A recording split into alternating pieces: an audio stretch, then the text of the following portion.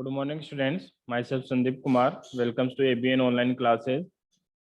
We start today's computer class.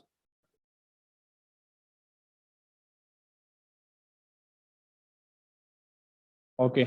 In last class, we have studied some SQL functions. First, we have studied numeric function. After then, we have studied string function. In numeric function, we have studies after string function. In string function, we have studies uppercase, lowercase, mid string find या substring find. Now continue. Next is the length of string. That is a length function. Return the number of character in the specified string. यानी किसी string की लंबाई ज्ञात करने के लिए length function को यूज में लिया जाता है.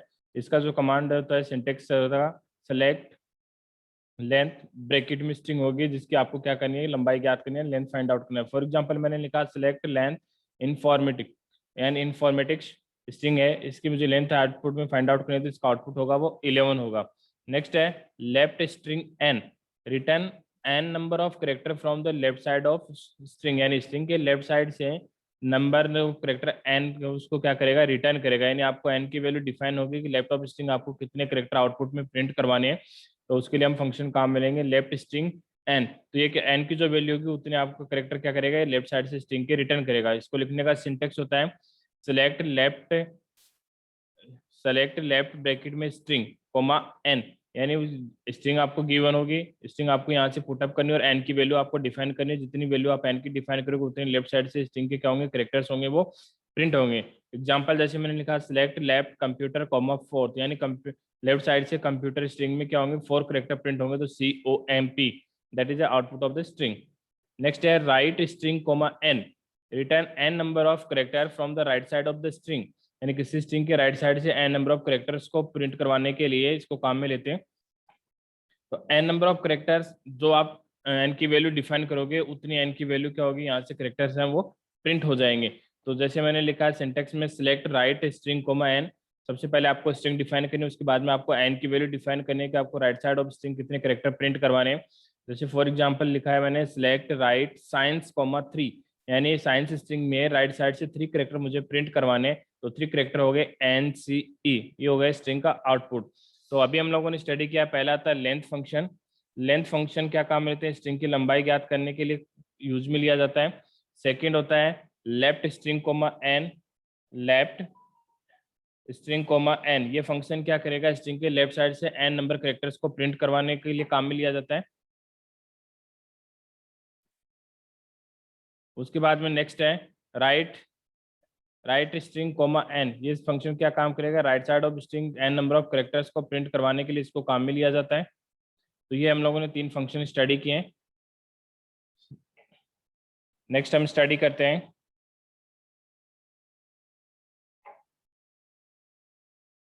INSTR स्ट्रिंग कोमा सब string, return the position of the first occurrence of the sub string in the given string, यानी आपके पास एक कंप्लीट स्ट्रिंग होगी, उसके अलावा एक सब स्ट्रिंग होगी जो क्या होगी, उस कंप्लीट स्ट्रिंग का एक पार्ट होगी. यानी आपके पास एक कंप्लीट स्ट्रिंग होगी, उस स्ट्रिंग में आपको क्या निकालना है, सब स्ट्रिंग को फाइंड आउट करना है. तो आपके पास क्या है, कंप्लीट स्ट्रिंग है, दूसरी आपके पास सब स्ट्रिंग है, तो हमें देखना है कि जो हमारी सब स्ट्रिंग है वो फर्स्ट टाइम कहाँ से रिपीट हो रही है. तो return the position of the first occurrence of the sub string in the given string, यानी कंप्लीट स्ट्रिंग में से सब स्ट्रिंग फर्स्ट टाइम कौन से कैरेक्टर से प्रिंट हो रही है, पोजीशन हमें प्रिंट करवानी है. Return 0 if the string is not present, अगर आपकी वो स्ट्रिंग है वो सब जो आपकी सब स्ट्रिंग है वो अगर वो प्रेजेंट नहीं है कंप्लीट स्ट्रिंग में, देन इसका आंसर 0 होगा. अदरवाइज आपको वो पोजीशन आउटपुट में आएगी जहां से क्या होगी, आपकी सब स्ट्रिंग है वो फर्स्ट टाइम पे रिपीट हो रही है. तो INSTR स्ट्रिंग कोमा सब string return the position of the first occurrence of string, यानी आपकी कंप्लीट स्ट्रिंग में से सब स्ट्रिंग है फर्स्ट टाइम कौन से पोजीशन यानी कौन से नंबर ऑफ कैरेक्टर से प्रिंट हो रही है, इसका आउटपुट होगा वो हमेशा क्या होगा, इंटीजर वैल्यू में होगा. Return 0 if the sub string not present in the string, अगर आपकी सब स्ट्रिंग है वो स्ट्रिंग में प्रेजेंट नहीं होगी तो आंसर 0 होगा, अदरवाइज वो सब स्ट्रिंग की पोजीशन को प्रिंट करवा देगा. इसको लिखने का सिंटेक्स होता है सिलेक्ट INSTR स्ट्रिंग कोमा सब स्ट्रिंग. जैसे मैंने लिखा सिलेक्ट INSTR स्ट्रिंग है इन्फॉर्मेटिक्स, और इसमें MA सब स्ट्रिंग है, उसको मुझे फाइंड आउट करना है कि MA सब स्ट्रिंग कौन सी पोजीशन से रिपीट हो रही है. तो इसका आउटपुट आएगा 6, यानी 6 नंबर पोजीशन से क्या हो रही है, आपकी MA स्ट्रिंग है वो रिपीट हो रही है. उसके बाद में नेक्स्ट फंक्शन है Ltrim, ये हमने 11th क्लास में स्टडी किया था. एल ट्रिम ब्रैकेट में string, return the given string after removing leading white space character. Left L trim का मीनिंग होता है लेफ्ट साइड से स्ट्रिंग के व्हाइट स्पेस होंगे उनको रिमूव करने के लिए काम। जो व्हाइट स्पेस का मतलब होगा स्पेस, व्हाइट स्पेस को हम कंप्यूटर साइंस में बोलते हैं व्हाइट स्पेस। तो return the given string after removing leading white space. Leading white space कौन सी साइड से होंगे? एल ट्रिम का मतलब left side of string. String के लेफ्ट साइड में जितने भी व्हाइट स्पेस होंगे, जितने भी ब्लैंक स्पेसेस होंगे, उनको रिमूव करने के बाद में आपको कंप्लीट स्ट्रिंग है वो आउटपुट में प्रिंट करवाता है। That is L trim. L का मीनिंग होता है लेफ्ट साइड, ट्रिम का मतलब होता है रिमूव व्हाइट स्पेसेस। तो L trim function is used to remove the white spaces from the left side of string. Syntax है सिलेक्ट एल ट्रिम ब्रैकेट में स्ट्रिंग लिखा गया है, ठीक है। तो हम क्या करेंगे, जैसे हमने एक स्ट्रिंग लिया दिल्ली, दिल्ली के अगर लेफ्ट साइड में अगर कोई व्हाइट स्पेसेस होंगे तो उनको रिमूव कर देगा। तो रिमूव करने के लिए हम कहाँ मिलेंगे? L trim function. इनको हम प्रैक्टिकली परफॉर्म करते हैं उसके बाद में हम नेक्स्ट स्टडी करते हैं आर ट्रिम। आर ट्रिम का मीनिंग होता है राइट साइड, आर का मीनिंग होगा राइट साइड, ट्रिम का मतलब होगा रिमूव व्हाइट स्पेसेस। तो return the given string after removing trailing white space characters, यानी आपकी स्ट्रिंग के राइट साइड में जितने भी व्हाइट स्पेस करेक्टर होंगे उनको रिमूव करने के बाद में आपकी स्ट्रिंग को आउटपुट में प्रिंट करवाने का काम करता है। तो एल ट्रिम फंक्शन क्या करेगा? It remove the white space या blank space from the right side of the string, यानी स्ट्रिंग के राइट साइड में व्हाइट स्पेस या ब्लैंक स्पेस होंगे उनको रिमूव करने के लिए इसको काम में लेते हैं। इसका सिंटेक्स होता है सिलेक्ट आर ट्रिम ब्रैकेट में स्ट्रिंग, यानी आपको वो स्ट्रिंग लिखनी है जिसमें से आपको व्हाइट स्पेस हटाने हैं। फॉर एग्जांपल मैंने लिखा सिलेक्ट, देखो मैंने यहाँ पे सिंटेक्स लिखा है select length pen, length R trim pen, यानी मैंने क्या किया है, जो पेन एक स्ट्रिंग है अगर उसके राइट साइड में व्हाइट स्पेस होंगे तो उनको रिमूव करने के बाद में उसकी लेंथ को मैं प्रिंट करवा रहा हूँ यहाँ पे। तो ये हो गया trim R trim function. Next हम पढ़ते हैं trim function. Return the given string after removing both leading and trailing white space character, यानी ट्रिम फंक्शन क्या करेगा? आपकी स्ट्रिंग्स के राइट साइड और लेफ्ट साइड में जो भी व्हाइट स्पेस है उनको रिमूव करने के बाद में आपको कंप्लीट स्ट्रिंग है वो आउटपुट में प्रिंट करवाएगा। तो ट्रिम फंक्शन क्या करता है? Remove the white spaces from the left side and right side of the string. R trim function is used to remove the white space from the right side of string. L trim function is used to remove the white space from the left side of string. तो trim का मतलब हो गया simply कि white spaces को remove करना है। white spaces को रिमूव करने के बाद में आपकी जो स्ट्रिंग होगी उसको प्रिंट करवाएगा। तो ट्रिम फंक्शन क्या करेगा? बोथ साइड से, राइट साइड और लेफ्ट साइड दोनों साइड से व्हाइट स्पेस को हटाएगा, जबकि आर ट्रिम फंक्शन है वो राइट साइड से व्हाइट स्पेस को रिमूव करेगा और एल ट्रिम फंक्शन है वो लेफ्ट साइड से व्हाइट स्पेसेस को रिमूव करेगा। ओके, उसके बाद में हम नेक्स्ट स्टडी करते हैं।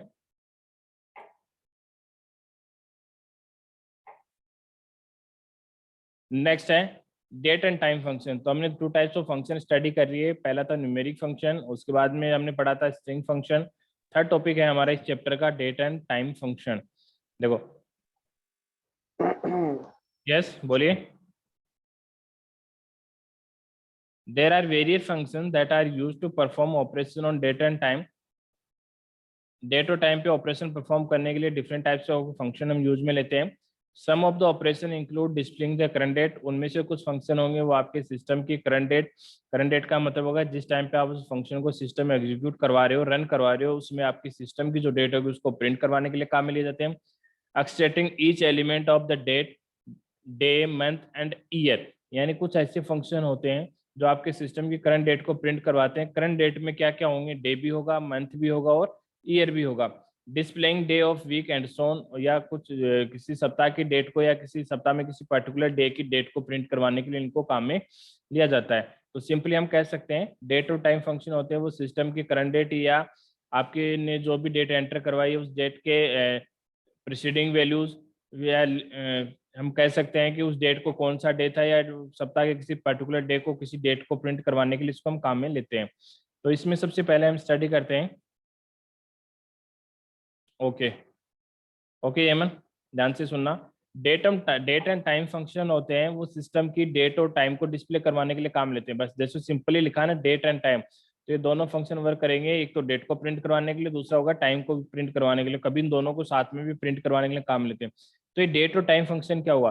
कुछ फंक्शन इनमें ऐसे होते हैं जो आपके सिस्टम की करंट डेट को प्रिंट करवाएंगे। करंट डेट का मतलब हो गया कि जिस समय आप इन कमांड्स को रन करवा रहे हैं उस समय आपके सिस्टम में क्या डेट थी, क्या टाइम थी, उसको प्रिंट करवाने के लिए काम लेंगे। कुछ फंक्शन हमें ऐसे काम मिलेंगे जैसे आपके पास में एक डेट गिवन होगी, उस डेट में आपको नंबर ऑफ मंथ्स ऐड करना हो या नंबर ऑफ डे ऐड करना हो तो उसको ऐड करने के बाद में उसका आंसर प्रिंट करवाएंगे। कुछ फंक्शन ऐसे होंगे यहाँ पे हम लोग किसी सप्ताह में वीक में किसी पर्टिकुलर डे को कौन सी डेट थी उसको प्रिंट करवाने के लिए काम ले सकते हैं, या किसी पर्टिकुलर डेट को कौन सा डे था वो प्रिंट करवाने के लिए हम इनको काम में लेते हैं। ओके, इसमें हम सबसे पहला स्टडी करते हैं नाउ। नाउ फंक्शन क्या करता है, it return the current system date and time, यानी आपके सिस्टम का करंट डेट और टाइम क्या है। करंट डेट और टाइम का मतलब हो गया जिस समय आपने इस नाउ कमांड को रन करवाया उस समय आपके सिस्टम की क्या डेट है और आपके सिस्टम में क्या टाइम है, उन दोनों को ये डिस्प्ले करवाने के लिए काम में लेते हैं। इसको लिखते हैं सिलेक्ट नाउ ब्लैंक ब्रैकेट होता है सेमीकोलन और एंटर। जैसे आप एंटर बटन को प्रेस करोगे तो ये फंक्शन क्या करेगा, जिस समय आपने इस कमांड को रन करवाया उस समय आपके सिस्टम की क्या डेट थी और आपके सिस्टम का क्या टाइम है वो दोनों डिस्प्ले करवाता है। ओके, उसके बाद में हम नेक्स्ट फंक्शन स्टडी करते हैं। नेक्स्ट फंक्शन है डेट। डेट फंक्शन क्या करेगा, it return the date part from the given date time expression, यानी आपने एक डेट एंटर करवानी है। It return the date part from the given date, यानी आप क्या करोगे, कंप्लीट डेट। कंप्लीट डेट का मतलब जिसमें क्या होंगे, मंथ्स भी होंगे, ईयर भी होंगे और डे भी होगा। वो एक कंप्लीट आपको फॉर्मेट होता है डेट का। 4 डिजिट्स में ईयर होता है, 2 डिजिट में मंथ होता है, 2 डिजिट में डे होता है। तो आप क्या करेंगे, कंप्लीट डेट को एंटर करवाएंगे।